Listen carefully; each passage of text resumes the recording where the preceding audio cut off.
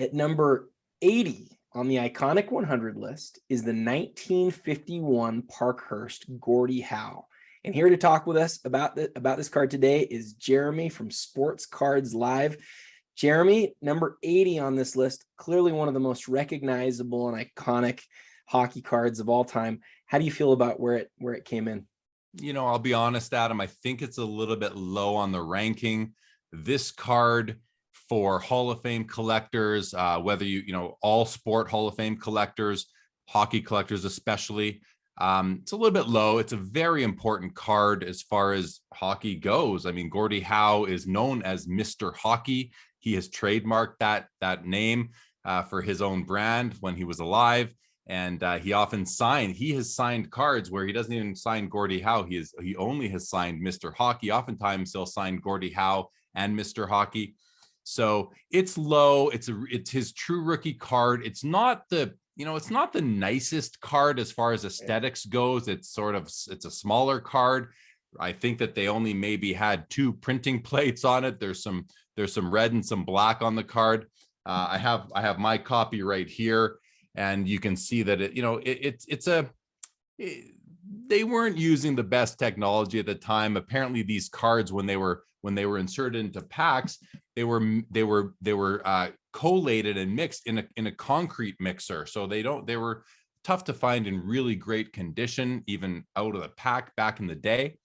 But I would have ranked it much higher. I don't remember where I did rank it, but I'm assuming I had it higher than number 80.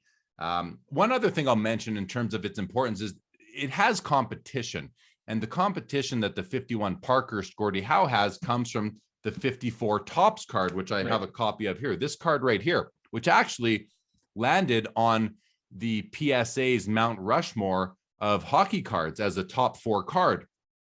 Hockey purists will tell you that the true rookie from 3 years earlier is more important.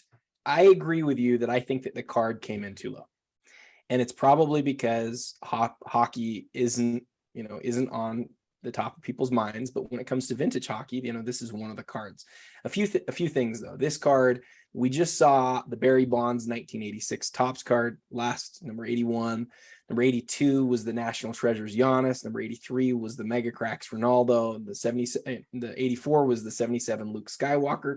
It did beat out. And those aren't just like kind of good cards. You're talking about cards that are, some of the best cards for those players, some of the most recognizable cards. But having said that, I agree with you. I think 80 seems like it's too low. But my philosophy on this card is similar to a lot of the other, vintage cards that we talk about, where it seems like a lot of people have come into the hobby, and over the course of the last few years, they've sort of dabbled in all sorts of different things. It seems like a lot of people, like a lot of roads lead to vintage, and a lot of roads lead to like really iconic vintage. And if you're a hockey fan, you don't have to go very far before you get to this card. It becomes one of those that I think most people recognize, but I think to get there, you have to like hockey. And there's a lot of people who like to collect cards who aren't hockey fans. So the question that I have is, are there going to be enough people who are going to collect hockey for this to really for it to increase on the list? I think it totally could, but I think we probably need more hockey fans for it to move up the list materially. What do you think about that?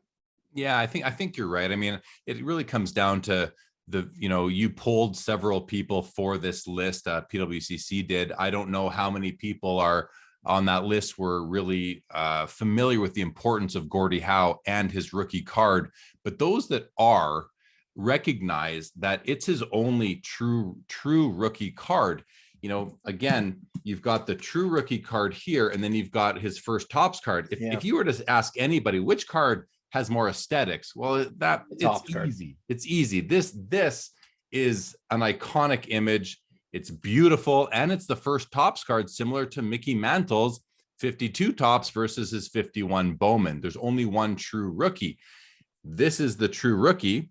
It's less popular as far as aesthetics goes, but it's very important. And this is a grail for many hockey collectors. This is what they strive to own over this card, even though this card is nicer aesthetically. So yeah, I mean, for this card to have gotten higher up on the list, either PWCC would have had to have polled more people who are aware of the importance of it and the importance of Gordie Howe as far as hockey goes and North American sports, really.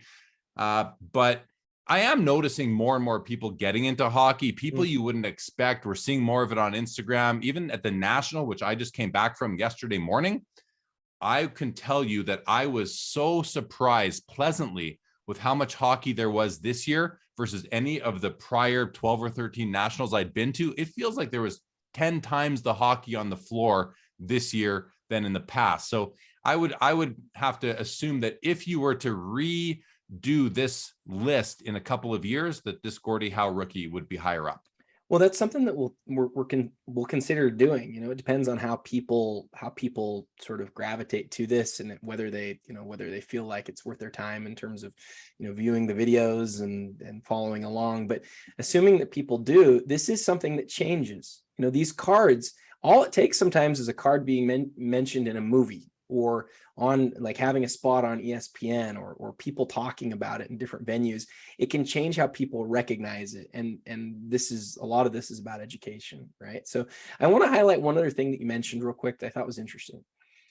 You talked about the 54 tops. I just went and looked. The 54 tops, it doesn't make the list. It's outside of the iconic 100 list, but it's really close. It's in the 120s. Garnered a lot of votes. And I think that what you point out, that it has competition, is really important.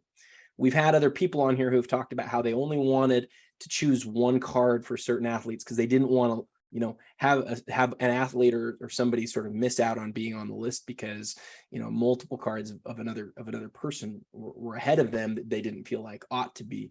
If you add those two cards together, this card actually ends up pretty close to the top 50, which is maybe closer to where it ought to be.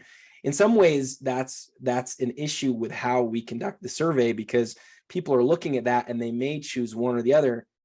But having said that, both of them certainly deserve to be on the top 215. So I don't know how you can sort of overcome that perfectly when creating the rankings. I just think it's interesting to notice that people did recognize Gordie Howe as a guy who should be high on the list. It's just that his votes were kind of pulled in two different directions, and that can affect lists like this. Yeah, that's a really good point. So that does make me feel good about how the participants did overall view Gordie Howe. I just want to mention, I mentioned earlier the PSA Mount Rushmore of hockey cards, which they've done for the four major sports, maybe even more than that by now. I always felt that having the 54 tops on there was a mistake. I thought the 54 tops Gordie Howe, I thought that wasn't the card to be on there. And I think it was chosen by likely Joe Orlando at the time because it's so nice. It is a gorgeous card. It's pure. It's just art. It's a wonderful card, but to me, it's not important enough to be ahead of the 51 Parkhurst. So I'm glad to know that the Parkhurst did beat out the tops on this particular list, and maybe one day, if the Mount Rushmore changes, it'll be switched out on there as well. Yeah, I'm with you. Let's see what happens in a few years when we do this again, and let's see, as other lists come out, how perceptions change. But it's clear to me, at least at this point, based on the number of votes. And again, we polled 150 people. This isn't, and 150 people who were really smart, who had expertise in more than one area in the hobby. I feel good about it too, where it ended up, or it's at least in relation to each other. And yeah, again, at number 80. That is the 1951 Parkhurst Gordie Howe card. Tomorrow, I'll be back with another guest. I want to thank Jeremy for this one. But until tomorrow, happy collecting.